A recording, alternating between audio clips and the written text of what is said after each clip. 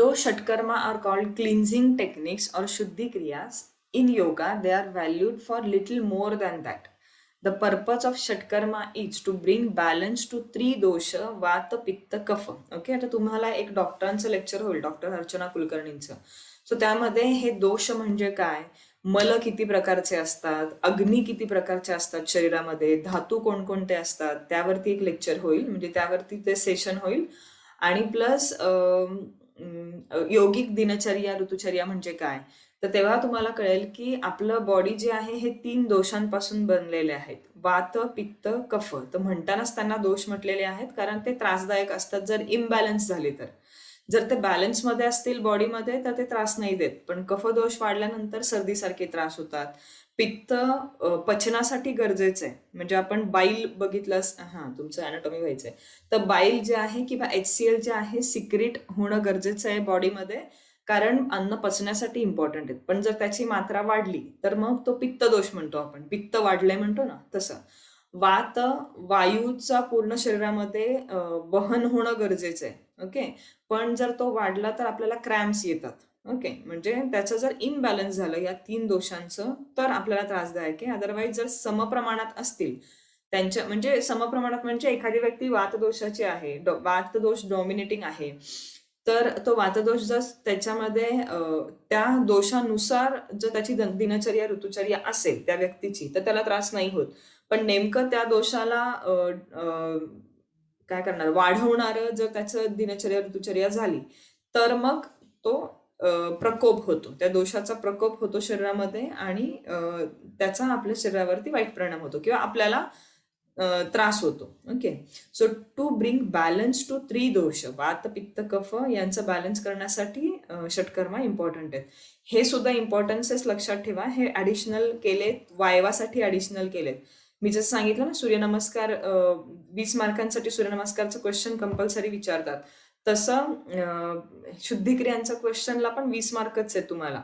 मग त्याच्यावरती काहीही क्वेश्चन विचारू शकतात. शुद्धिक्रिया इन हठयोग प्रदीपिका आणि शुद्धिक्रिया इन घेरेंड संहिता, त्यामुळे त्या व्यवस्थित करा. मग त्याच्यामध्ये जर फायदे विचारले तुम्हाला, मेन म्हणजे विचारलं की कोणी शुद्धिक्रिया करायचं, आठवा बरं, कोणी शुद्धिक्रिया करायच्या, षटकर्म कोणी करायचे आणि कोणी नाही करायचे. काय बघितलं आपण श्लोकांमध्ये, मी तेव्हा सांगितलं पण ह्या टाईपचा क्वेश्चन विचारतात. शुद्धिक्रिया कोणी करायची आणि कोणी नाही करायची. योगिक पर्सनने करायची. कुठल्या योगिक म्हणजे योगा करणाऱ्या व्यक्तींनी. हा, पण त्यांनी स्पेसिफिकेशन दिले तिथे, योगा करणाऱ्या व्यक्तींचं ठीक आहे, पण मेद आणि श्लेष्म अधिक असणाऱ्या लोकांनी. आठवला, मेद आणि श्लेष्म 2 गोष्टी. मेद म्हणजे फॅट्स जास्त असतील शरीरामध्ये तर, आणि श्लेष्म म्हणजे फ्लेगम, म्हणजे तो कफ धातूच झाला. हे जर 2 धातू जास्त झाले शरीरामध्ये तर अशा व्यक्तीने आवर्जून हे करावं, षटकर्म करावं. मग कुणी करू नयेत, कारण सगळ्यांसाठी षटकर्म नाहीयेत. म्हणजे आपल्याला वाटतं माझं बॉडी क्लिन्झिंग करायचे, मी जाते आणि सगळे षटकर्म करून येते शाहीच्या शाही, किंवा ते 5 जे आहे ना, बस्ती, वमन वगैरे, ते सगळं करून येते, स्नेहन, स्वेदन वगैरे. तर तसं नाहीये. एक तर ते ऋतूमध्ये करायला लागतात स्पेसिफिक, आणि तुमच्या प्रकृतीनुसार करायला लागतात. तुमच्या प्रकृतीला जर गरज नसेल एखाद्या षटकर्माची आणि तुम्ही केलं तर त्याचे काही बेनिफिट तुम्हाला मिळत नाही. ठीक आहे, सो तुमच्या प्रकृतीनुसार असतात ते. मग मेद आणि श्लेष्म ज्यांना अधिक आहे त्यांनीच ते करावेत, ज्यांना ते अधिक नाहीयेत त्यांनी ते करू नयेत, असं स्पष्ट हठयोग प्रतिपिकेमध्ये सांगितलंय. असा क्वेश्चन विचारतात की कोणी षटकर्म करावेत आणि कोणी करू नयेत. ओके, म्हणजे तुमचा ग्रंथाचा स्टडी कितपत डीप आहे हे बघतात ते. त्यामुळे या लेवलला डीपमध्ये जाऊन अभ्यास करा. प्लस ते बेनिफिट्स ऑफ षटकर्म काय आहेत असं विचारल्यानंतर हे सगळं सांगायचं. Okay, so to bring balance in 3 दोष, vata, pitta, kapha, bring balance to mind and body processes, कारण माइंड आणि बॉडी प्रोसेसेस खूप एकमेकांशी कनेक्टेड आहेत. आपणच आपला विचार करा, एखाद्या वेळेस ऍसिडिटी वाढलेली असेल किंवा वात वाढला असेल शरीरामध्ये किंवा कफ वाढला असेल, कफदोष वाढला असेल, तर आपलं माइंड स्टेबल राहतं का, किंवा आपल्याला अनइझी फील होतं, अनकम्फर्टेबल फील होतं. सो आपल्या शरीरामध्ये बिघाड झाला तर आपलं माइंड स्टेबल नाही राहू शकत. कारण आपण याच्यामध्ये पण पाहिलं होतं, पतंजली ऋषीमुनींच्या ऑब्स्टॅकलमध्ये पण पाहिलं होतं, सगळ्यात पहिलं व्याधी होतं. जर व्याधी झाल्या असतील तर आपण खुश राहत नाही किंवा आपण आनंदी नसतो. आपण माइंड कुठेतरी असं खट्टू झालेलं असतं किंवा कुठेतरी अनइझी फील होत असतं. म्हणून माइंडचा आणि बॉडी प्रोसेसेसचा खूप घनिष्ठ संबंध आहे आणि आपल्या सगळ्या ग्रंथांमध्ये माइंडला इम्पॉर्टन्स दिले. जर तुम्हाला माइंड स्टेबल ठेवायचं असेल तर तुम्हाला हेल्दी बॉडी कंपल्सरी आहे आणि म्हणून षटकर्म कंपल्सरी आहे. Okay. Balance prana flow in ida pingala nadi, from there to stimulate the flow through sushumna nadi. Okay, so ida आणि पिंगला नाडी, लेफ्ट नॉस्ट्रिलला इडा नाडी म्हणतात, राईट नॉस्ट्रिलला पिंगला नाडी म्हणतात. From there to stimulate the flow through Sushumna nadi. मग या दोघांना स्टिम्युलेट करायचं म्हणजे त्यांचा बॅलन्स ठेवायचा आणि सुषुम्ना नाडीला ऍक्टिव्हेट करायचं. डाव्या नाकपुडीला इडा म्हणतात, उजवीला सुषुम्ना म्हणतात आणि सेंटर मधून जी जाते ना तिला उजव्याला पिंगला म्हणतात आणि जी सेंटर मधून जाते त्याला सुषुम्ना नाडी म्हणतात. सुषुम्ना नाडी ऍक्टिव्हेट करणं खूप असं लगेच सहज होऊ शकत नाही. इडा पिंगला नाडी आपण क्लीन्स करू शकतो, त्यांना ऍक्टिव्हेट करू शकतो, पण सुषुम्ना नाडीला लगेच नाही ऍक्टिव्हेट करतात. ठीक आहे, त्यासाठी मग बॅलन्स ठेवणं गरजेचं आहे, साधना गरजेची आणि त्यासाठी प्राण फ्लो. आपण नाडी शोधून बघितलं ना आता की नाडी शुद्ध करण्यासाठी कुठलं प्राणायाम सांगितलंय, तर अनुलोम विलोम सारखं प्राणायाम सांगितलंय, फक्त त्यात काही रेशो नाही दिलाय.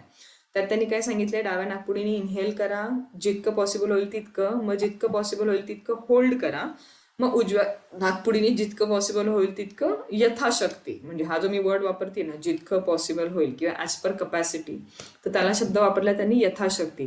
यथाशक्ती इनहेल करा, यथाशक्ती होल्ड करा, यथाशक्ती एक्झेल करा उजव्या नागपुडीने. पुन्हा सुषुम्ना नाडी कुठली झाली? सुषुम्ना नाडी अशी दाखवता येत नाही किंवा त्याला असं नागपुडी नाहीये कुठली. हा, हे मी एक्सप्लेन करते. ह्याचे आपल्याकडं मी तुम्हाला ना हे दिलेले आहेत, हार्ड कॉपी दिल्यात, त्याच्यामध्ये हे सुषुम्ना नाडी मी दाखवते. आता फक्त लक्षात ठेव हे वर्ड्स. ठीक आहे, 72,000 नाडींपैकी हे 3 नाडी इम्पॉर्टंट आहेत आणि सुषुम्ना नाडी कुंडलिनी जागृतीशी रिलेटेड आहे. ठीक आहे, कुंडलिनी जेव्हा जागृत होते ती ऍक्च्युली अशी स्पायरल, नाग कसं वेटोळे घेऊन पडून राहतो तसा कुंडलिनी जागृती आपल्या स्पाईनच्या बेसला पडून असते. ओके, ती ऍक्टिव्हेट नसते प्रत्येक वेळेस. ती ऍक्टिव्हेट करण्यासाठी त्या लेवलची साधना लागते. मग ती जेव्हा ऍक्टिव्हेट होते तेव्हा ती सरळ होते आणि त्यातनं सुषुम्ना नाडी जाते. ठीक आहे, मग आपण त्याला कुंडलिनी जागृत झाली असं म्हणतो. सो सुषुम्ना नाडी इतक्या सहज जागृत होत नाही. Then to remove excrete toxins from our body, हे सगळ्यात महत्वाचं आहे की डिटॉक्सिफिकेशन बॉडीचं होणं गरजेचं आहे आणि ते डिटॉक्सिफिकेशन सगळ्यात सुंदररित्या प्राणायाम मधून होतं.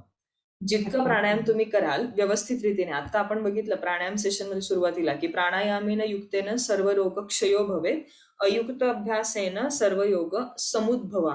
चांगल्या प्रकारे जर प्राणायाम केला तर सगळ्या रोगांचा नाश होतो, कारण डिटॉक्सिफिकेशन होतं प्राणायाम मधून. पण जर चुकीच्या पद्धतीने केला तर सगळ्या रोगांना आमंत्रण दिल्यासारखं पण असतं. ठीक आहे, पण प्राणायाम मधून डिटॉक्सिफिकेशन खूप छान होतं जर रेग्युलर प्राणायाम करत असाल तुम्ही तर. To cleanse our body from inside and keep our body healthy, हे एक one of the purpose of षटकर्मा. Then providing strength to our internal systems like blood circulation, digestion, respiratory system and immunity. Okay, so providing strength to our internal system. Internal system पर्यंत जे modern exercise प्रकार आहेत, आता मला माहित नाही मी हे सारखं बोलते की नाही आठवत नाही मला, पण ते आपल्या इंटरनल ऑर्गन्स पर्यंत पोहोचत नाही. त्याच्या विरुद्ध एखादं आसन तुम्ही 1 मिनिट नाही, फार कमी सांगितलं, 5 मिनिटं कमीत कमी होल्ड करा.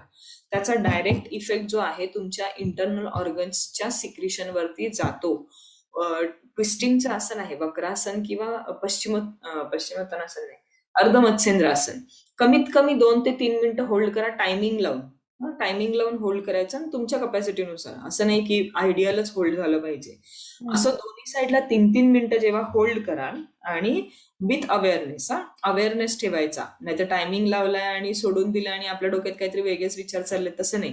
विथ अवेअरनेस जेव्हा तुम्ही तो होल्ड कराल 3-3 मिनिटं दोन्ही साईडला, तेव्हा बाय डिफॉल्ट तुमच्या इंटरनल ऑर्गन्स वरती परिणाम होणार आहे. आणि असा रेग्युलरली होल्डिंग करून करून 2 ते 3 महिन्यामध्ये डायजेशनचे इश्यूज क्लिअर होतात if followed by proper diet.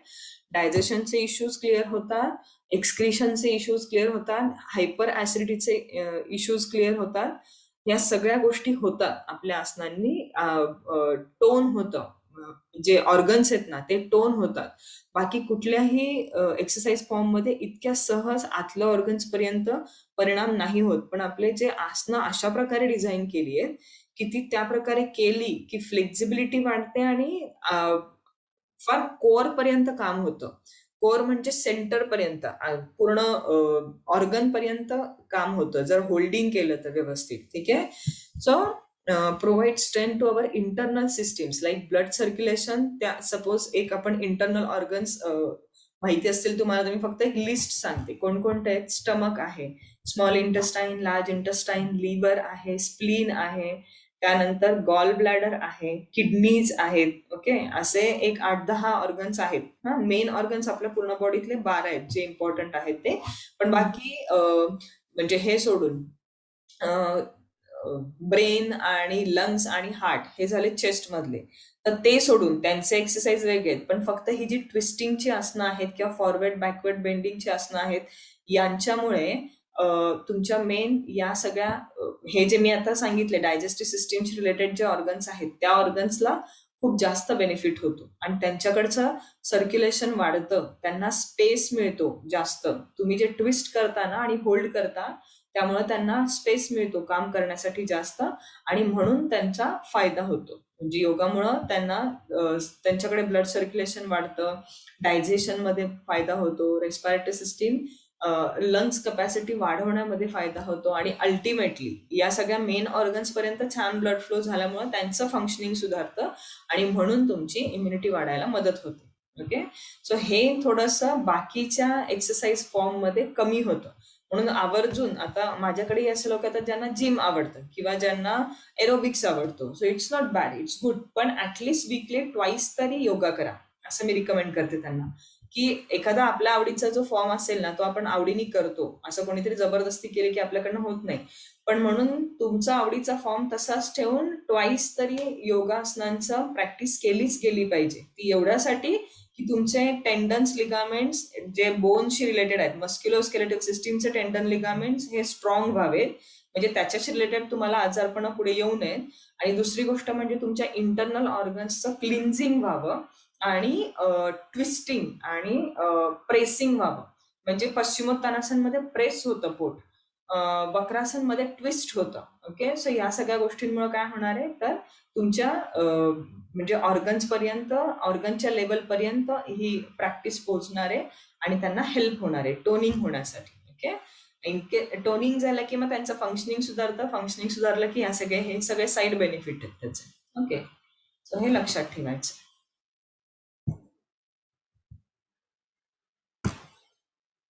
Yes, आता आपण चाललो आहे मेन प्राणायामकडे. आतापर्यंत फक्त ऍटलिस्ट इंट्रोडक्शनच पाहिलं.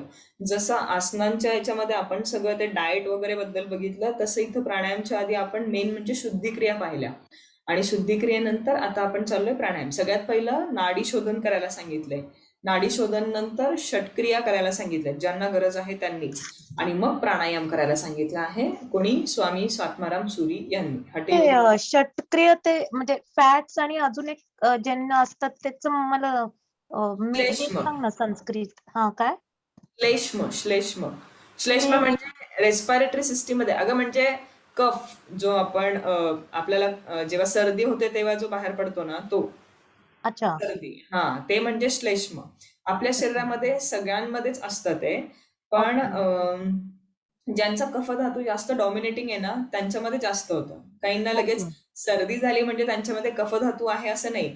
जे म्हणजे ओबिक्स पर्सन असतात ना त्यांच्यामध्ये बाय डिफॉल्ट कफधातू जास्त असतो, पण तो हेल्दी असतो, त्याचा त्यांना त्रास होत नाही आणि तेही हेल्दी असतात त्या दृष्टीने. ठीक आहे, सो तो कफधातू म्हणजे आपल्या रेस्पिरेटरी सिस्टीम मध्ये सगळ्यांच्या असायला पण पाहिजे. ज्यांना तो नाहीये उलट त्यांना त्रास होतो. कसला त्रास होतो तर बाहेरून जी हवा आपण रेस्पिरेटरी सिस्टीम मध्ये घेतो, नाकाद्वारे जे आपण श्वास घेतो आणि तो श्वास जो आहे तो डायरेक्ट आपल्या ब्लड वेसल पर्यंत जातो. मग बाहेरची हवा कितपत स्वच्छ आहे तर ती क्लीन करायची ना, ती गाळून घेतली पाहिजे. ते गाळायचं काम एक तर आपल्या नाकांमध्ये होतं, नाकांमध्ये जे केस आहे त्यातनं ती गाळून आत जाते. तिथून पुढे रेस्पिरेटरी सिस्टीमला जे त्याच्या म्हणजे सगळ्या साईडनी हे जे मी म्हटलं ना म्युकस, हा म्युकस असतो. तो म्युकस असल्यामुळे हवेमधली अशुद्धी त्या म्युकसला चिकटते आणि फक्त हा, शुद्ध हवाच आपल्या लंग्स पर्यंत जाते आणि जाते. मग लंग्स मधून ती ब्लड सेल मध्ये जाते आणि प्रत्येक सेल ओके. पर्यंत तो ऑक्सिजन जातो. मग यासाठी तो म्युकस इम्पॉर्टंट आहे, तो असलाच पाहिजे. तो नसला तर मग ब्रॉन्कायटिस सारखे त्रास होतात. म्हणजे ब्रॉन्कायटिस तो मध्ये नसला की होतात का? असला की होतात ओ. आणि ॲलर्जिक होतात नाही का. ॲलर्जीमुळं काहीतरी त्यांचा घस म्हणजे जो रेग्युलर एअर पाथ आहे ना, एअरवेचा पाथ आहे, तो असा छोटा होतो. म्हणून मग त्यांना जास्त खोकून खोकून तो अजून छोटा होतो. मग त्यांना तो वाढणारा औषधं देतात. ॲलर्जिक राहतात अच्छा. ते. ओके. सो कफदोष चांगला आहे. मी काय म्हटलं, हे दोष म्हणायला दोष आहेत, पण ते दोष कधी आहेत जर त्यांनी त्यांची पातळी सोडली तर. तो जास्त झाले किंवा कमी हा झालेत. हा हा जर ते समप्रमाणात असतील तर आपल्याला ते हवेच आहेत उलट. जसं आपल्या अच्छा. बॉडीमध्ये बॅक्टेरियाज आहेत, गटमध्ये बॅक्टेरियाज आहेत, आपल्या इंटेस्टाईन मध्ये बॅक्टेरियाज आहेत, पण ते चांगले बॅक्टेरिया आहेत. मग जेव्हा हम्म. आपली इम्युनिटी वीक होते तेव्हा मग ते आपल्याला त्रास देतात. अच्छा. हा, ओके. अदरवाईज ते आपल्याला डायजेशनसाठी हेल्प करतात. आपण कर्ड अच्छा. घेतो, कर्ड राईस खातो, तर हो, कर्ड त्याच्यात चांगलं पण बॅक्टेरिया, बॅक्टेरिया, गुड बॅक्टेरिया असतो. प्रोबायोटिक आहेत ना ते. सो चांगले बॅक्टेरिया असतात, सो ते असले पाहिजे. जेव्हा आपली इम्युनिटी वीक होते काही मे बी आपल्या रिझनमुळं, तेव्हा मग ते आपल्यावरती हे होतात. किंवा त्यांचा नॉर्मल फ्लोरा जर डिस्टर्ब झाला असेल, आपल्याला लूज मोशन किंवा फूड पॉइझनिंगमुळं, मग आपल्याला थोडंसं ते त्रासदायक ठरतं. त्रास देतात थोड्या दिवसांसाठी, पण पुन्हा तो अच्छा. आपल्या बॉडीची टेंडन्सी आहे की आपण लगेच त्याला कव्हर करतो. बॉडी आपली लगेच कव्हर करते त्याला. ओके. ते श्लेष्म आणि अजून दुसरं काय होतं? मेद मेद मेध. मेद मेद म्हणजे मेध. मेद म्हणजे फॅट्स. अच्छा. हे आता 7 धातू आहेत. रस, रक्त, अस्थि, मज्जा, मेद, शुक्र. अच्छा. मेद, बापरे, मांस हे आणि पाठ शुक्र. करायला लागेल. हे मी तुला म्हटलं ना, हे एक डॉक्टर अर्चना कुलकर्णी त्यांचं लेक्चर असणार आहे तुम्हाला. अच्छा. ठीक आहे, मग तेव्हा हे सगळं तुमचं जे आयुर्वेदिक पॉइंट ऑफ व्ह्यू इम्पॉर्टंट ना, ते सगळं तुमचं होईल. ओके. ठीक आहे. ओके. सो अष्टकुंभक प्राणायाम. अष्ट म्हणजे 8, कुंभक म्हणजेच प्राणायाम. फक्त हठयोग प्रतिपिकेमध्ये प्राणायामला कुंभक म्हटले. अच्छा. तो सूर्यभेदनम उज्जयी सितकारी शीतली तथा भस्त्रिका भ्रामरी मूर्छा प्लाविनी इति अष्टकुंभकः. So, Kumbhakas are of 8 kinds, namely Suryabhedan, Ujjayi, Sitkari, Shitali, Bhastrika, Brahmari, Murcha and Plavini. Okay? So हे 8 प्रकारचे कुंभक आहेत. सूर्यभेदन उजव्या नाकपुडीने श्वास घ्यायचा, डाव्याने सोडायचा. सूर्यभेदन म्हणजे हे मध्ये अनुलोम विलोम ना? नाही नाही नाही, सूर्यभेदन आणि चंद्रभेदन वेगवेगळे आहेत. अनुलोम विलोम मध्ये डावीनी श्वास घ्यायचा, उजवीनी सोडायचा आणि पुन्हा उजवीनी घ्यायचा, डावीनी सोडायचा. हा. पण याच्यात काय करायचंय, यांनी फक्त उजवीनी घ्यायचा, डावीनी सोडायचं, परत उजवीनी घ्यायचं, डावीनी सोडायचं, परत अच्छा. ओके. म्हणजे राईटनीच स्टार्ट करायचा. राईटनीच स्टार्ट करायचं, लेफ्टनी सोडायचं. ते झालं सूर्यभेदन, ज्याच्यामध्ये आपल्याला आपल्या बॉडीची हिट वाढते. कारण राईट नॉस्ट्रिल आपण बघितलं ना, हे सन सूर्य. हा. नॉस्ट्रिल आहे. सनची नाव. सो सूर्य नाडी येते, पण त्यामुळे म्हणजे मग ते आता हीट असेल त्यांनी पण हा करायचा का? नाही नाही नाही, हे पण प्रत्येकाला ठरवून दिलेले आहेत. हे अच्छा. सगळे प्राणायाम हे सगळ्यांनी कंपल्सरी नाही करायचे. ओके. ओके. सो मग ज्यांना थंडीच्या दिवसांमध्ये करायचे किंवा ज्यांना लो बॉडी टेम्परेचरचा त्रास असतो ते करू शकतात. पण हल्ली युजली सूर्यभेदनची गरज पडत नाही, गरज कारण नाही. ऑलरेडी हिट वाढलेली आहे. बरोबर. चंद्रभेदन करावं लागतं बरेचदा लोकांना, कारण लेफ्टनी घेऊन राईटनी सोडायचं. राईटने सोडायचं सेम. ठीक आहे. आणि त्यानंतर उज्जयी, आता एक एक बघणार आहोत आपण कसं आहे ते. उज्जयीमध्ये एरेशन खूप वाढतं. उज्जयीमध्ये आपल्याला श्वास घेताना जे आपल्या थ्रोटमध्ये तुमची रेस्पिरेटरी सिस्टीम नाही झाली, एपिग्लॉटिस नावाचा एक झडप आहे. म्हणजे काय होतं तर आपण कोमल मॅम, हा ते सूर्य भेदन म्हणजे राईटने घ्यायचं आणि लेफ्टने सोडायचं का? राईटनी घ्यायचं, लेफ्टनी सोडायचं, पुन्हा राईटनी घ्यायचं, पुन्हा लेफ्टनी सोडायचं. Okay okay. हेच चक्र चालू ठेवायचं. ते झालं सूर्यभेदन. उज्जयीमध्ये साधाच श्वास घ्यायचा, साधा सोडायचा, पण आपला जो थ्रोट आहे ना तो कॉन्स्ट्रिक्ट करायचा आहे. कॉन्स्ट्रिक्ट करायचा म्हणजे असा घर्षण करून हवा आत घ्यायची, असा व्हिसल सारखा आवाज झाला पाहिजे. शिट्टी वाजवल्यावर कसा आवाज येतो तसा व्हिजिंग आवाज झाला पाहिजे, त्याला म्हणतात उज्जयी प्राणायाम. या सगळ्यांचं आपण एक्सप्लेनेशन बघणार आहोत आपल्या मेन ओके. आहेत. ठीक आहे, मी जनरल एक इंट्रोडक्शन करून देते तुम्हाला. थांबा आपण ह्याच्यात आहे का बघूयात. हा ठीक आहे, याच्यात फक्त आपण जे ग्रंथात सांगितलंय त्याबद्दल, जे ग्रंथात सांगितले तेच आपण फॉलो करतो. अजून कुठे लिहिलेले नाहीयेत हे जे कुंभक आहेत ते किंवा हे जे प्राणायाम आहेत तेच आपण ग्रंथात जसं सांगितलं तसंच आपण फॉलो करतो. शीतकारी आणि शीतली कुलिंग प्राणायाम आहेत, हे आपण फक्त उन्हाळ्यात करतो. किंवा ज्यांना ऍसिडिटी वगैरे सारखे त्रास असतील ना त्यांना, म्हणजे प्रेग्नन्सीमध्ये आपण शीतली बऱ्याचदा घेतो, कारण शीतलीनी खूप छान ऍसिडिटीला रिलीफ मिळतं.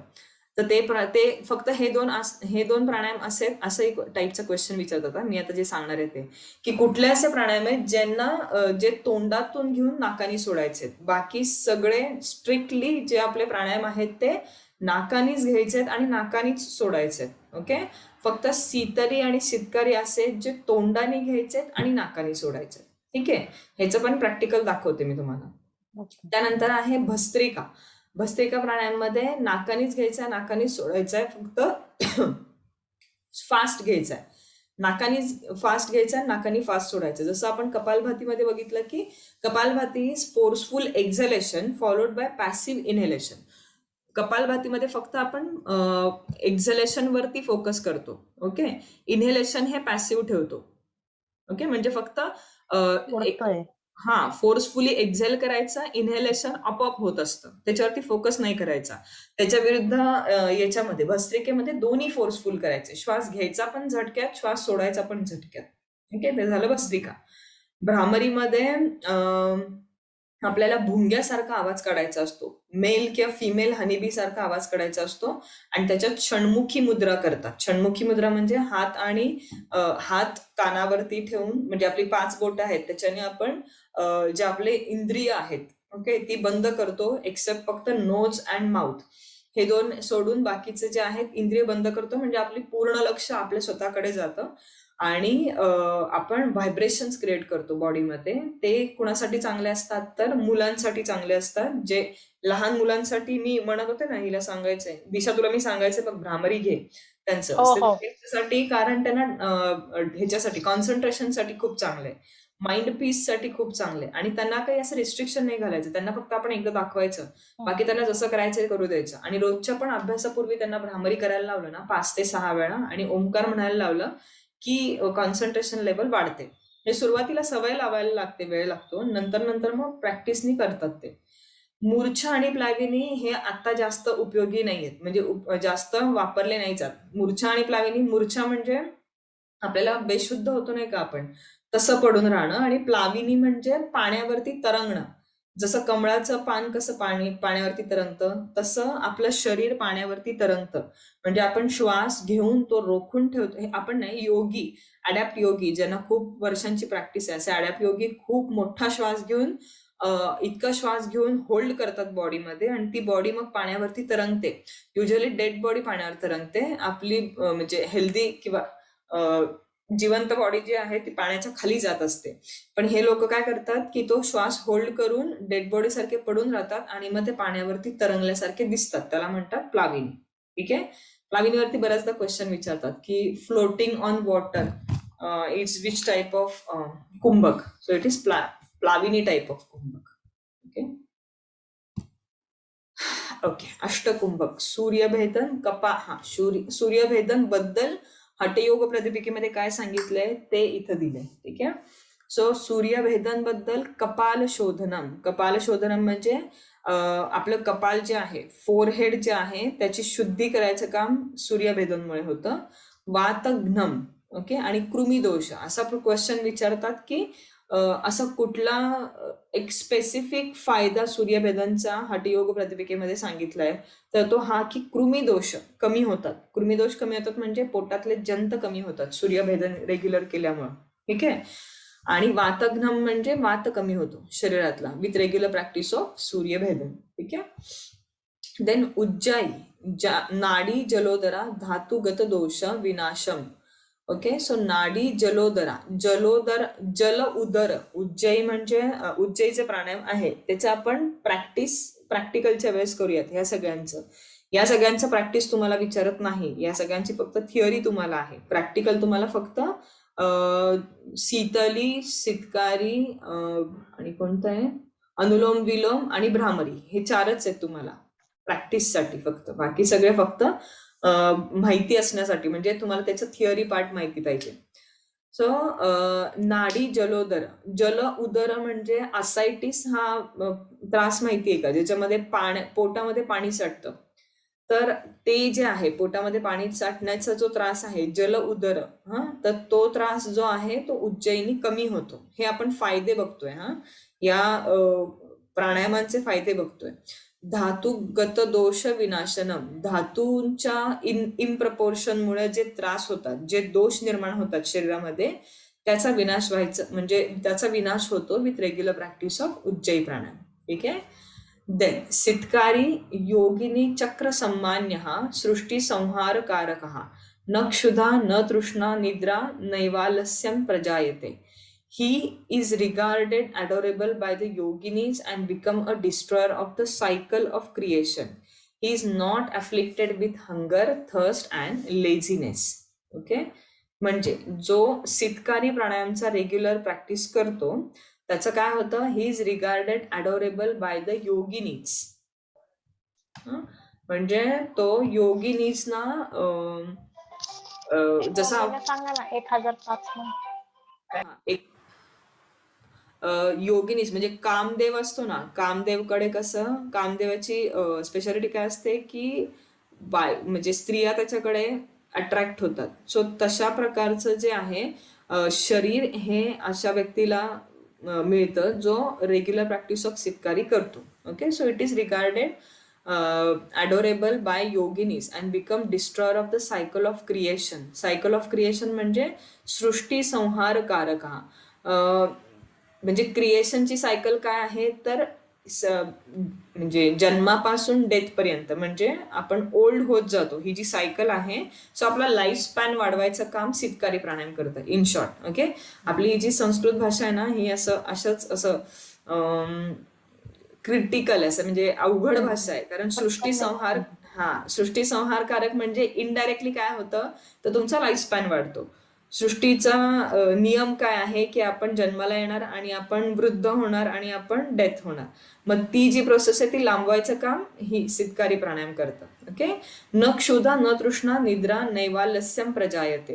ही is not affected by hunger, thirst and laziness. हे सगळं निघून जातं. हंगर, थर्स्ट अँड लेझिनेस निघून जातं.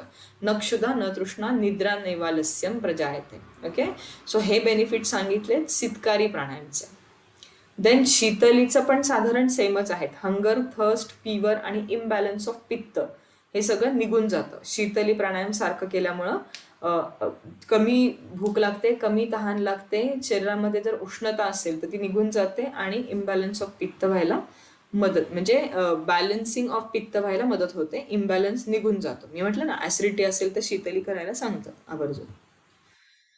Then bhastrika, excess vata pitta kapha and increasing heat inside. Excess vata pitta kapha and increasing heat inside. भस्त्रिकेमध्ये हिट जी आहे ती वाढते बॉडीतली. भस्त्रिका आणि कपालभातीनी तुमच्या वेस्टवरचा फॅट लॉस होतो विथ रेग्युलर प्रॅक्टिस. कारण पोटाची मुवमेंट करता ना तुम्ही, आत बाहेर, तर त्याच्याने तुमच्या डायजेस्टिव्ह सिस्टीमला, रेस्पिरेटरी सिस्टीमला स्टिम्युलेशन मिळतं आणि फॅट बर्न होतात याच्यामध्ये तुमच्या ॲब्डोमेनवरचे. ठीक आहे. म्हणजे वेस्ट किंवा कमरेवरचे स्पेसिफिकली, आणि ते फॅट लॉस व्हायला सुद्धा मदत होतं आणि हिट इन्क्रीज होते बॉडीमधली. कारण असा काय म्हणू शकतो पण हिट जनरेट करणारा प्राणायाम आहे ना भस्त्रिका आणि कपालभाती. साधे नाहीये, त्याच्यामध्ये जोरात श्वास घेऊन श्वास सोडायला लागतो. त्यामुळे हिट जनरेट होते आणि त्याच्याने तुमचा फॅट लॉस बाय डिफॉल्ट होतो. ऍक्सेस वात पित्त कफ दोष जे आहेत त्यांना सबसाइड करायला मदत करतं भस्त्रिका. ठीक आहे. पण म्हणून पित्तात जर दोष वाढला असेल तर भस्त्रिका नाही करायची, कारण मग तो अजून वाढतो.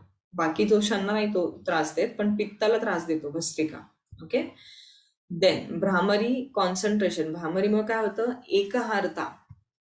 एकहारता म्हणजे एकाग्रता वाढते, कॉन्सन्ट्रेशन वाढतं आणि ब्लिसफुल स्टेट ब्लिसफुल स्टेट म्हणजे व्हायब्रेशन्स क्रिएट होतात ना, मग त्या व्हायब्रेशनमुळे ब्लिसफुल स्टेट म्हणजे सच्चित आनंद, ब्लिस आनंद, सच्चित आनंद आपल्याला मिळतो आणि त्या स्टेजपर्यंत आपण पोहोचू शकतो. ओके, हे म्हणजे थोड्या वेळापुरती ब्लिसफुल स्टेट, ते रेग्युलर भ्रामरी केल्यानंतर होतं. Then Murchha bestows pleasure through the loss of awareness to the mind. Loss of awareness to the mind म्हणजे मूर्छा येणे म्हणजे काय, चक्कर येऊन पडणे व्यक्ती जसं असतं ना, तसं ही हा कुंभक आहे. म्हणजे हा प्राणायाम तसा आहे की bestows pleasure through loss of awareness to the mind. हा जो प्राणायाम आहे ना, हा असं शिकवता येत नाही आणि तो आता कोणी करतही नाही. हे अडॅप्ट योगी करतात, जे हायर लेवलचे योगी असतात ना, किंवा जे वर्षानुवर्ष फक्त प्राणायामचं आणि ह्याचाच प्रॅक्टिस करतात, योगासनांचं, तेच करू शकतात. यांची फक्त तुम्ही थिअरी लक्षात ठेवा. And then Plavini, draw the air in abdomen as per capacity and fill it. Even in deep water, the yogi happily floats like a lotus leaf. म्हणजे याच्या कमळाच्या पानाप्रमाणे श्वास इनहेल करून जितका शक्य आहे तितका होल्ड करून पाण्यावरती पडून राहतात आणि ते तरंगतात कमळाच्या पानाप्रमाणे. ठीक आहे, त्याला म्हणतात प्लाविनी कुंभक. कुंभक या तेही लक्षात ठेवा. कन्फ्युज होतं बऱ्याच जणांचं, प्लाविनी मुद्रा वाटते. ना सिम्पटम्स ऑफ नाडी शुद्धी और प्राणायाम. तर मग हे तुम्ही केल्यानंतर काय काय होतं, सिम्पटम काय काय दिसतात तुम्हाला विथ नाडी शुद्धी आणि प्राणायाम. तर वपुकृशत्वम वदने प्रसन्नता, नाद स्फुटत्वम नयने सुनिर्मले, अरोगता बिंदुजयो अग्निदीपनम, नाडी विशुद्धी सिद्धी लक्षणम. मग हठयोग तुमचा सिद्ध झाला आहे असं आपण कधी म्हणू शकतो, तर the characteristic of accomplishment in Hathayoga is slimness of the body, lustre on face, clarity of internal sound, completely flawless eyes, diseaseless, conquering over the nectar oozing from the moon, increase in gastric fire and purification of the nadis. Okay, so the characteristic of the accomplishment of in hatha yoga, हठयोगाच्या कम्प्लिशमेंट म्हणजे त्याचा प्राणायाम complete झाला आहे, अकम्प्लीट झाला आहे, हा कशावरून तुम्ही ओळखू शकता, तर त्याचे काय सिम्पटम दिसतात, तर वपु कृशत्वम, कृश म्हणजे बारीक, so this is slimness of the body. मी म्हटलं ना की या काही म्हणजे प्राणायाम जे आहेत, जे फोर्सफुल प्राणायाम आहेत, भस्त्रिका आणि कपालभाती, त्याच्यानी पोट बारीक होतं, आवर्जून होतं जर रेग्युलर प्रॅक्टिस केलं तर. So slimness of the body येते. लश्चर ऑन फेस, वदने प्रसन्नता, lustre on face, clarity of internal sound, नाद स्फुटत्वम. नाद जो आहेत ना, 2 टाईपचे नाद आहेत, अनाहत नाद आणि आहत नाद. तर तो जो नाद आहे तो इंटरनल साऊंड ऐकायला सोपा जातो. तो जो नाद आहे ना, तो सहज नाही ऐकू येत, त्याला पण साधना गरजेची आहे. मग प्राणायामची साधना केल्यानंतर ते ऐकू येतं. कम्प्लिटली फ्लॉलेस आईज, नयने सुनिर्मले. फ्लॉलेस आईज म्हणजे आपण म्हणतो ना, चमकदार डोळे आहेत किंवा बघत राहावे असे. Completely flawless eyes. डिसीजलेस, अरोगता. ओके, हा अरोगता शब्द अजून एका आसनाच्या एक्सप्लेनेशन साठी आलाय, पश्चिमोत्तानासनच्या एक्सप्लेनेशन साठी अरोगता हा शब्द आलेला आहे. हे असे वेगवेगळे शब्द लक्षात ठेवा. सो अरोगता म्हणजे diseaselessness, completely diseaselessness. Conquering over the nectar oozing from the moon. आता हे nectar oozing from the moon म्हणजे ही कन्सेप्ट आपण बघितलेली आहे की आपल्या जिथं बिंदू चक्र आहे, म्हणजे साधारण आपल्या आयब्रोजच्या थोडंसं वरती, त्या बिंदू चक्रामधून कंटिन्युअस अमृत म्हणजे पाजळत असतं. ठीक आहे, ड्रॉप बाय ड्रॉप अमृत पडत असतं. आणि ते पडतं कुठं, तर आपलं मणिपूर चक्र, आपलं जिथं अंबिलिकस आहे ना, तिथं मणिपूर चक्र आहे. त्या मणिपूर चक्रात ते पडतं आणि ते नष्ट होतं. आपलं काम काय आहे, तर आपल्याला ते जे नेक्टर आहे, ते जे अमृत आहे, ते साठवून ठेवायचं आहे. मग ते साठवण्यासाठी आपल्याला साधना करायला लागते. एकतर आपल्याला बंध सांगितले, त्यातला पण जालंधर बंध बांधल्यानंतर ते साठवू शकतं. त्यानंतर आपण बघितले मत्स्येंद्रासन जे आहे ते केल्यानंतर ते साठवू शकतं. आणि प्लस प्राणायामच्या विथ रेग्युलर प्रॅक्टिस ते जे नेक्टर आहे, conquering over the nectar oozing from the moon. Conquering म्हणजे त्याच्यावरती विजय मिळवला जातो. ठीक आहे, आणि त्याच्यावरती एकदा विजय मिळवला की मग काय, अमृतावरती विजय मिळवला की आपलं लाईफस्पॅन वाढतं. ठीक आहे, आणि म्हणजे डिसीजलेसनेस तर होतोच, प्लस आपला अमरत्व वाढतं किंवा आपला लाईफस्पॅन वाढतो. ठीक आहे. देन अग्निदीपनम म्हणजे इन्क्रीज इन गॅस्ट्रिक फायर. अग्नी म्हणजे जठराग्नी. सगळ्यात महत्वाचा अग्नी हा जठराग्नी आहे. मग तो जठराग्नी जो आहे तो इन्क्रीज होतो. अँड देन नाडी विशुद्धी ही हटसिद्धी लक्षणम. Increase in gastric fire and purification of the nadis. नाडींचं प्युरिफिकेशन होतं आणि ही सगळे सिम्पटम्स आपल्याला हठयोग आपला सिद्ध झाला आहे. हे सगळे सिम्पटम दिसले की असं समजायचं की आपला हठयोग जो आहे तो सिद्ध झाला. हठयोगाची प्राणायामची प्रॅक्टिस ही सिद्ध झाली. ओके. आता हा झाला second chapter. Now chapter number 3 that is मुद्रा. आपण पहिल्यांदा पाहिलं आसन, मग पाहिलं प्राणायाम. आता फक्त 2 राहिले आहेत, मुद्रा आणि नादानुसंधान. 2. ओके. सो मुद्रा ऐकून माहितीयेत का मुद्राचं काय महत्व आहे? मुद्रा कुठल्या माहितीयेत तुम्हाला? असंच ऐक्यू काही इन्फॉर्मेशन माहितीये का?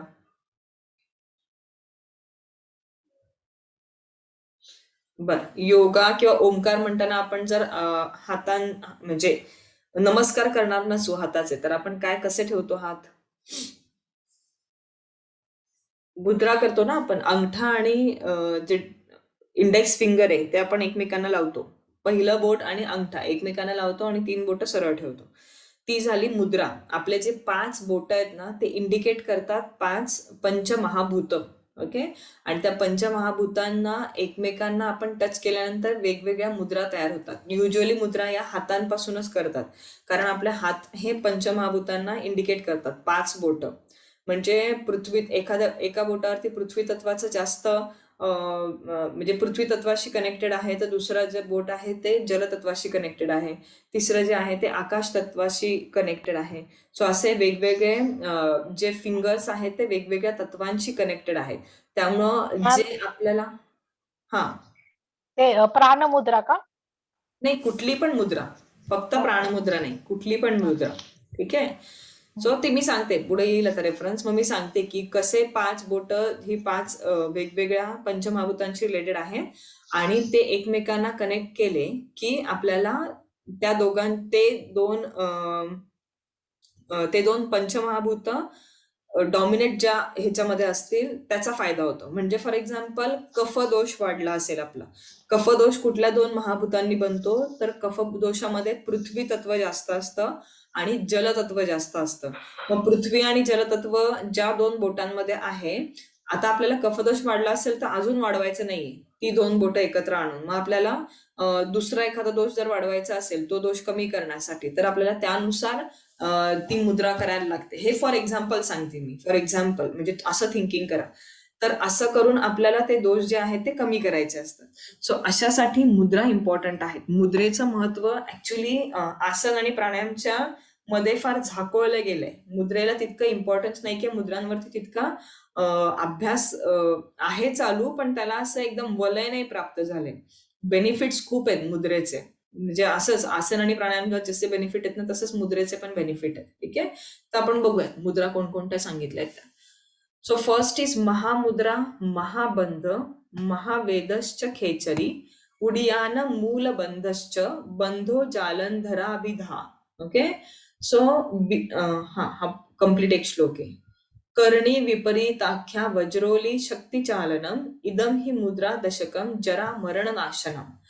एकत्र सगळ्या ज्या मुद्रा सांगितल्या त्यांचं एकच बेनिफिट सांगितलंय, जरा मरण नाशनम. जरा म्हणजे जुनं होणार नाही, म्हणजे वयस्कर होणार नाही, आणि मरण म्हणजे मरण लवकर येणार नाही. म्हणजे या 2 गोष्टींचा नाश करतो.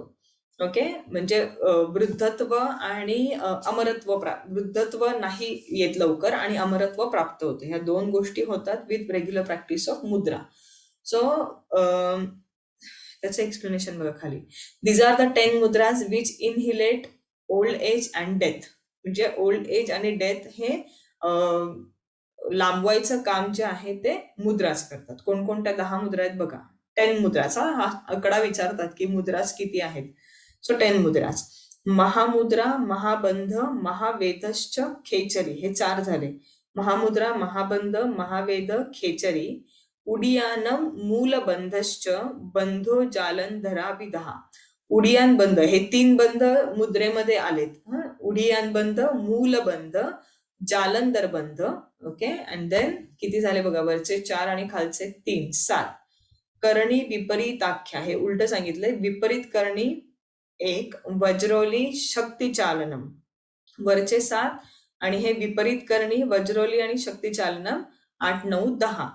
इदम ही मुद्रा दशकम जरा मरण नाशनम, हे 10 जी मुद्रा आहेत, त्यामुळे जरा मरण नाशन होतं. म्हणजे ओल्ड एज आणि डेथ जे आहे ते लांबवलं जातं with regular practice of this मुद्राज. Okay, तर एक एक करून बघूयात आपण. सो महामुद्रां पादमूलेन वामेन योनिं सम्पीड्य दक्षिणां प्रसारितं पदं कृत्वा कराभ्यां धारयेत् दृढं, कंठे बंधं समारोप्यं धारयेत्वा वायुर्मूर्ध्वतः, यथा दण्डहतः सर्पो दण्डाकारः प्रजायते, रुज्वीभूता तथा शक्तिः कुण्डली सहसा भवेत्, तदा सा मरणावस्था जायते दवि पुटाश्रया, ततः शनैरेव रेचैनेव वेगतः महामुद्रां च तनैव वदन्ति विबुधोत्तमा. बेनिफिट्स, महाक्लेशा अविद्या नष्ट होती है और क्षय कुष्ठ गुदावर्त गुल्म जीर्ण पुरोगमः. म्हणजे काय, आसन सांगते मी, म्हणजे मुद्रा कशी करायची ती सांगते. आधी त्याचे बेनिफिट्स बघा. हे विचारतात, म्हणजे कशी करायची ते पण विचारतात आणि बेनिफिट काय आहे ते पण विचारतात. सो हा स्पेसिफिकली बेनिफिट विचारतात की महामुद्रा, त्याला महामुद्रा का म्हटलं आहे, कारण त्याच्यामध्ये 3ही बंद बांधले जातात, जालंधर बंद, उडियान बंद आणि मूल बंद. ओके, सो त्या 3ही बंदांना बांधले गेल्यामुळे त्याला महामुद्रा असं म्हणतात. आणि महत्वाचं काय, आपण क्लेश बघितलेत, पंचक्लेश बघितलेले आठवत आहेत का? 5 क्लेश बघितलेले आठवत आहेत पतंजली ऋषीमुनींच्या त्या चॅप्टर मध्ये? पंचक्लेश पाहिलेत की नाही आपण?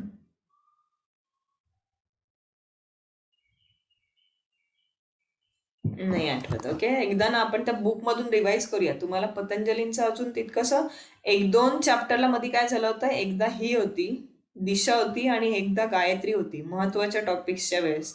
आपण एकदा तो अच्छा. बुक मधून करूयात. म्हणजे मला ऐक असं ना, मुद्रा म्हणजे आता आपण जे बघितलं तर ते 5 बोटांवरती आपण ते तसं ठेवतो नाही का? पण हा मग हे मुद्रा ह्याच्यात तर आसन दाखवलंय ना? मग ही पुढचे स्टेज त्याच्या. अच्छा, ते ओके. तर बेसिक सांगितलं मी मुद्रा. अच्छा, बर. त्या मुद्रा मी ज्या सांगतेय ना, त्या ज्या बोटांवर आहेत त्या तुम्हाला प्रॅक्टिकलला आहेत. ह्या मुद्रा प्रॅक्टिकलला नाही आहेत. ह्या मुद्रा अच्छा, फक्त पण मग थिअरी. हे पण बेनिफिट्स त्याचे म्हणजे हे आसनामध्ये मोजले जातात का? नाही, आसनामध्ये नाही मोजले जात. मुद्राच असतात. अच्छा, ओके. आणि हे ऍक्च्युली सहज प्रॅक्टिस नाहीये ही. हल्ली लेवल 2 आणि 3 ला विचारतात खरं, महामुद्रा करून दाखवायला लावतात. ही ओके. मुद्रा आम्हाला विचारली होती लेवल 3 ला. बर, पण हे मग काय फक्त होल्ड करायचं असतं का? आणि 3ही बंद दाखवायचे त्यांना लावून. ओके. थिअरी अभ्यास तुला सगळाच करायला लागणार, कारण हे जर आम्हाला शॉकिंग होतं की ही मुद्रा, कारण 3ही बंद एकत्र लावायला सांगत नाही. मी म्हटलं ना की त्याला तयारी लागते थोडी. 3 बंद म्हणजे लगेच सोडायला सांगतात, ते काय होल्ड करू देत नाही. कारण 3ही बंद एकत्र लावले की आपण कसं आहे, नॅचरल फ्लो जो आहे तो आपण हे करतोय, होल्ड करतोय. होल्ड कर. नॅचरल फ्लो म्हणजे काय, वरचा जालंधर बंद बांधला की तू श्वास थांबवतीयस, बाहेर न्यायचा. म्हणजे बरोबर. श्वासाची गती वरती ऊर्ध्व, त्याला तू खाली दाबलंस. जालंधर बंद, हे उडियान बंद जो तो नंतर बघू आपण. मूलबंद म्हणजे तू कडचा पार्ट आत खेचतीये. युजली अपान वायू हा ऍनस मधून बाहेर पडतो, त्याची गती कुठली आहे, खालच्या दिशेने, त्याला तू परत वर ओढलंस आणि वरून तू उडियान बंद लावतेस. मग अशा हे जे 3ही बंद एकत्र लावण्यासाठी तुझं बॉडी तितकी स्वच्छ पाहिजे. म्हणजे काय, नाही तर मग हे सगळे ऍसिडिटी आणि गॅसेस हे त्रास ह्याच्यामुळे होतात. जर आपण प्रिपेअर नसेल आपली बॉडी ह्या बंद लावायला 3ही, आणि न प्रिपेअर असताना जर आपण हे लावली तर ह्याचे त्रास होतात आपल्याला.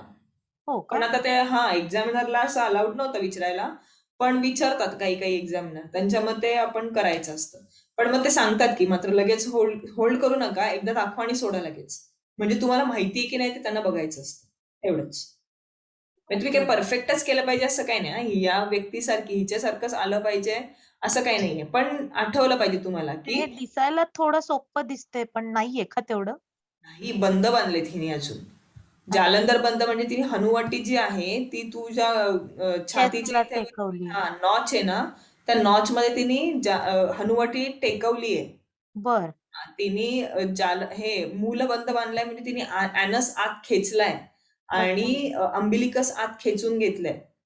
उजवा गुडघा खाली अच्छा. दाबलाय. प्लस तिने उजवा जो तिचा हिल आहे ना, तो हिल पेरिनियमला प्रेस केलाय आणि तो हिल पेरिनियमला प्रेस करून तिने मूलबंध बांधलाय.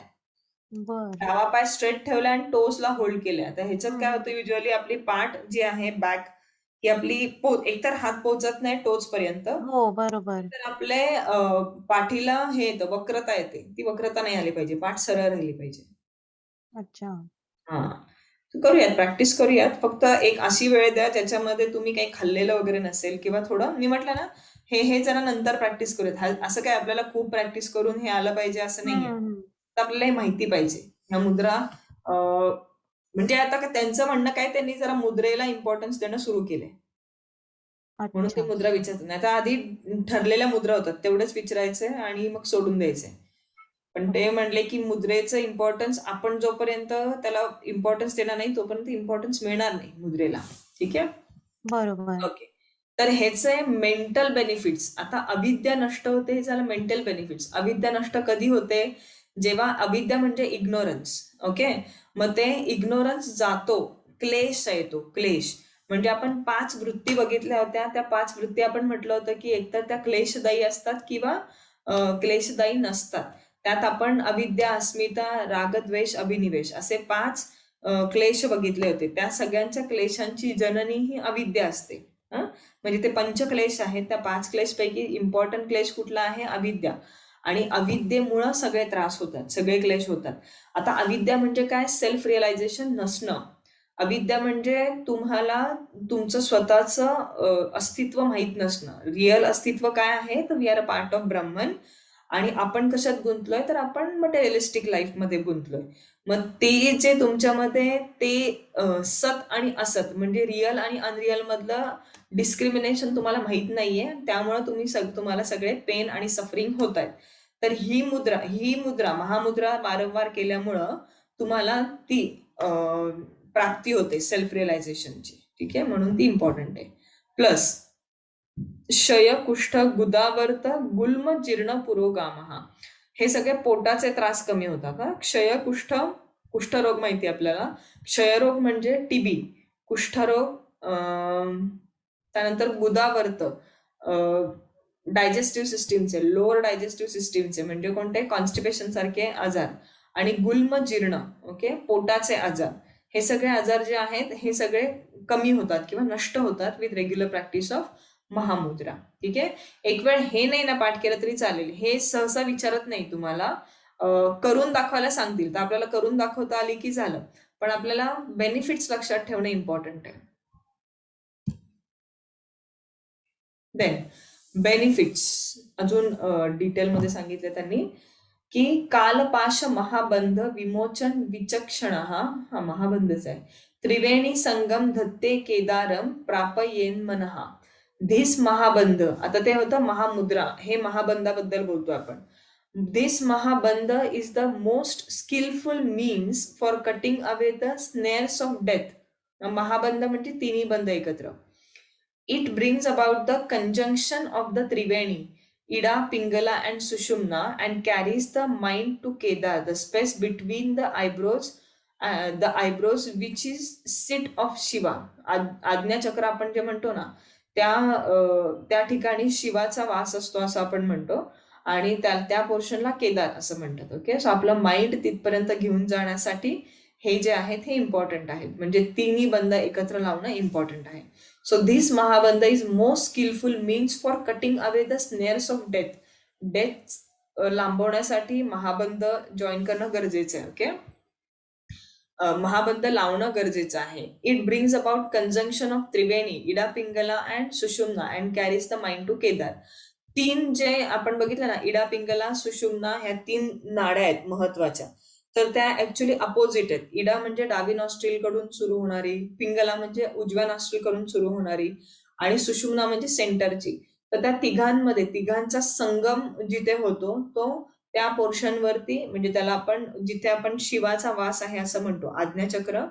तर त्या पोर्शन वरती फोकस करण्यासाठी मदत करते आणि त्याच्यामुळे काय होतं, तर डेथ ही लांबवते. डेथ वरती विजय मिळतो आपण, म्हणजे अमरत्व प्राप्त होतं असं तुम्ही म्हणू शकता. सो दिस इज जालंधर बंध, उडियान बंध आणि दिस इज मूलबंध, ट्री बंधाच. नाव व्हॉट इज महावेद? महाबंध स्थितो योगी कृत्वा पूरकम एकधिः वायूनां गतिमावृत्य निभृतं कंठमुद्रया समहस्त युगो भूमौ स्पीचौ सनाच्चे छछनै पुट्द्वयम् इतिक्रम्य वायुः स्फुरति मध्यगः. Sitting with Mahabandha, the yogi should fill in the air and keep his mind collected. The movement of the Vayus, Prana and Apana, should be stopped by closing the throat. Resting both the hands equally on the ground, he should raise himself a little and strike his buttocks against the ground gently. The air leaving both the passages, Ida and Pingala, starts into the middle one. These three are the great secrets. They are the destroyer of old age and death, increases the appetite, confer the accomplishment of the anima, etc.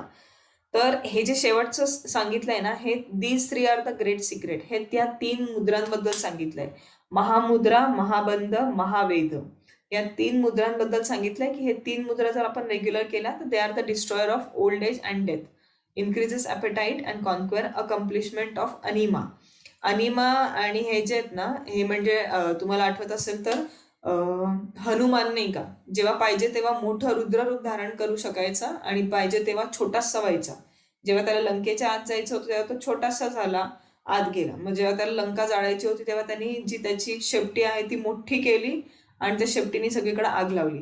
मग हे आपल्या मनासारखं गरिमा आणि अनिमा, पाहिजे तेव्हा मोठं होणं आणि पाहिजे तेव्हा छोटं होणं, या सिद्धी ज्याला प्राप्त होतात त्याला म्हणतात, म्हणजे त्या सिद्धीला म्हणतात अनिमा. ओके, सो अशा प्रकारच्या सिद्धी पण आपण प्राप्त करू शकतो. इतकं या जे मुद्रा आहेत त्यांचं इम्पॉर्टन्स आहे. ठीक आहे. So sitting with Mahabandh, the yogi should, Mahabandh म्हणजे तिन्ही बंध एकत्र लावून, the yogi should feel in the air and keep his mind collected. श्वास घेऊन होल्ड करायचा आहे आणि माइंड जे आहे ते आपलं फोकस ठेवायचं आहे. द मुवमेंट्स ऑफ द वायूज, प्राण अँड अपान. प्राण म्हणजे जसं मगाशी सांगितलं मी की प्राण हा वरच्या दिशेने जाणारा वायू आहे, जालंधर बंद बांधल्यामुळं तो स्टॉप होईल. आणि Apana should be stop by closing the throat and anus actually. Okay, Apana वायू हा खालच्या दिशेने जाणार आहे, तो अनसला आपण वरच्या साईडनी खेचलं की तो होल्ड होणार, म्हणजे तो मूलबंध लागणार. आणि चिन टू चेस्ट केलं की जालंधर बंद लागणार. Resting both the hands equally on the ground, तर अशा प्रकारे करून आपण पद्मासनात बसायचं किंवा साध्या मांडीमध्ये बसायचं आणि दोन्ही हात जे आहेत ते फ्लोअरवरती टेकवायचे. श्वास आपण होल्ड केला already. Resting both the hands equally on the ground, he should raise himself a little. मग हातांवरती भार देऊन स्वतःला थोडंसं उचलायचं, किंचितसं जमिनीपासून वर उचलायचंय आणि पुन्हा आपले सीट जे आहे खाली आपटायचंय. And strike his buttocks against the ground gently. The air leaving both the passages, Ida and Pingala. Ida आणि पिंगला ह्या रूट ऑफ स्पाईन पासून स्टार्ट होतात आणि त्या वरती आज्ञाचक्रापर्यंत जातात. ओके, क्रॉस करत एकमेकांना. सो त्या काय होतात, असं आपण स्ट्राईक केलं म्हणजे आपल्या हातांवरती भार देऊन आपलं शरीर थोडंसं वर उचललं आणि हलकसं आपटलं खाली की इडा आणि पिंगला या रूट ऑफ स्पाईन मधून सुरू होतात. And starts in to the middle one, म्हणजे middle one is Sushumna. Middle one मध्ये जायला सुरुवात होते. मग अशा प्रकारे महावेद ही जे मुद्रा आहे त्याचं एक्सप्लेनेशन सांगितलंय.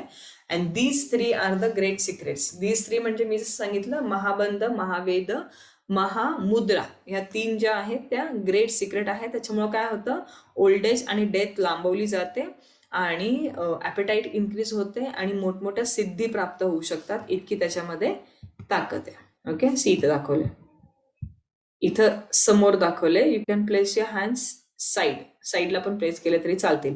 कंपल्शन नाहीये की हे पद्मासन आलंच पाहिजे, नाही आलं तरी you can do this. So हे झाले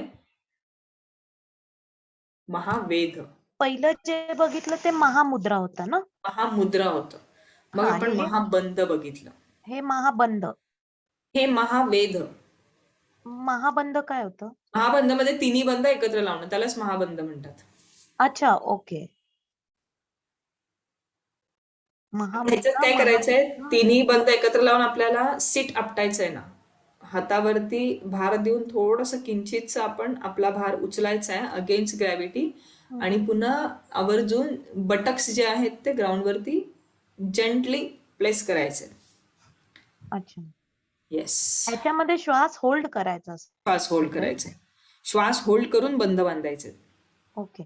नुसती मान चेस्टला हे केली ते महाबंद आहे, राईट? नाही नाही नाही, आता तुला दिसतंय तेवढंच फक्त.